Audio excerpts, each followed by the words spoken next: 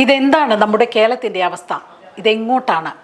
100% സാക്ഷരർ എന്ന അഭിമാനം കൊണ്ട നാടിന് മദ്യപാനികളുടെ സ്വന്തം നാടെന്ന പേര് വരാൻ സർക്കാരും കൂടെ കൂട്ടുനിൽക്കുന്ന അവസ്ഥയാണ് നിലവിൽ നമുക്കുള്ളത്.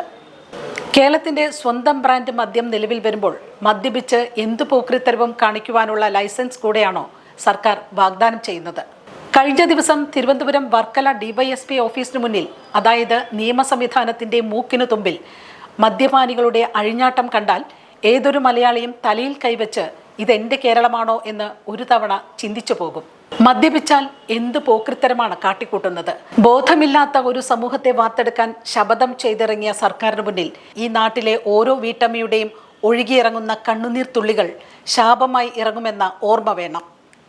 ക്രമസമാധാനം പാലിക്കേണ്ട പോലീസ് DYSP ഓഫീസിന്റെ തൊട്ടടുത്താണ് പട്ടാപ്പകൽ മദ്യപാനികളുടെയും സാമൂഹിക വിരുദ്ധരുടെയും അഴിഞ്ഞാട്ടം നടന്നിരിക്കുന്നത്.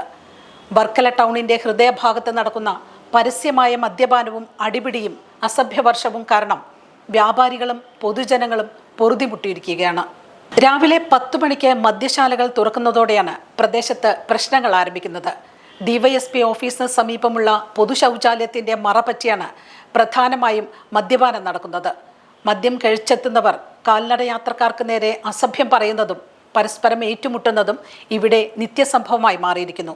ചോദിക്കാൻ ആരുമില്ലാത്ത അവസ്ഥ. ടൗണിലെ പ്രധാന നടപ്പാതകൾ കയ്യേറി ചെരുപ്പ് റിപ്പയറിംഗ് നടത്തുന്ന തൊഴിലാളികളാണ് ഈ ദുരവസ്ഥയ്ക്ക് പ്രധാന കാരണക്കാരെന്ന് നാട്ടുകാർ പരാതിപ്പെടുന്നു. ഇവർക്കൊപ്പം ചേരുന്ന മദ്യപാനികൾ ബാങ്കുകളിലും വ്യാപാര സ്ഥാപനങ്ങളിലും എത്തുന്നവർക്ക് വലിയ ഭീഷണിയാണ് ഉയർത്തുന്നത്. സ്ത്രീകളും കുട്ടികളും ഉൾപ്പെടെയുള്ളവർ ഭയന്നാണ് പോലീസ് സ്റ്റേഷന് മുന്നിലുള്ള ഈ വഴിയിലൂടെ കടന്നു പോകുന്നത്. കഴിഞ്ഞ വർഷം ഇതേ സ്ഥലത്ത് ഒരാളെ മരിച്ച നിലയിൽ കണ്ടെത്തിയത് പ്രദേശവാസികളുടെ ആശങ്ക വർദ്ധിപ്പിക്കുന്നു. അന്ന് ഈ സംഭവവുമായി ബന്ധപ്പെട്ട് ചില തൊഴിലാളികളെ പോലീസ് ചോദ്യം ചെയ്തിരുന്നു. എന്നിട്ടും പ്രദേശത്ത് യാതൊരു സുരക്ഷാ നടപടികളും പോലീസിന്റെ ഭാഗത്തു നിന്നും ഉണ്ടായിട്ടില്ലെന്നാണ് ആക്ഷേപം. നഗരസഭാ അധികൃതരും പോലീസും അടിയന്തരമായി ഇടപെട്ട് നടപ്പാതയിലെ അനധികൃത കയ്യേറ്റങ്ങൾ ഒഴിപ്പിക്കണമെന്നും മദ്യപാനികളെ നിലയ്ക്ക് നിർത്തണമെന്നുമാണ് ആവശ്യം. നടപടി വൈകുന്ന പക്ഷം ശക്തമായ പ്രതിഷേധ പരിപാടികളുമായി മുന്നോട്ടു പോകാനാണ് വ്യാപാരികളുടെയും നാട്ടുകാരുടെയും തീരുമാനം.